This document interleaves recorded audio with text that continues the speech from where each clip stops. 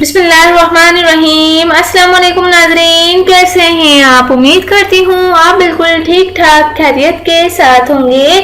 ناظرین، آج میں آپ کو خواب میں پانی کی نہر دیکھنے کی تعبیر بتاتی ہوں۔ پانی کی نہر یا جاری پانی کو دیکھنا مبارک اور طویل عمری خوشحالی کی علامت ہے۔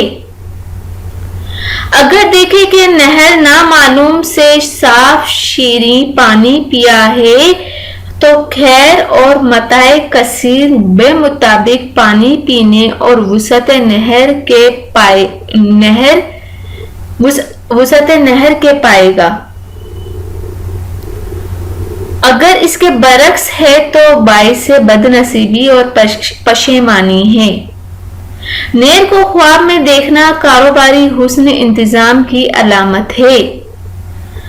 جس قدر نہر وسیع و عریض جاری ہوگی اس قدر کاروباری استحکام نصیب ہوگا، اور اگر اس کے برعکس ہے تو کاروبار میں نقصان اور ملازمین میں بددیانت اور بدخصلت ہوں گے۔ اگر دیکھیں کہ اپنے تخت پر رونق افروز ہے کہ جس کے نتیجے نہر جاری ہے تو یہ نہایت مبارک ہے۔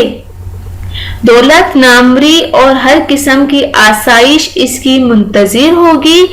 فرمان الہی ہے ترجمہ۔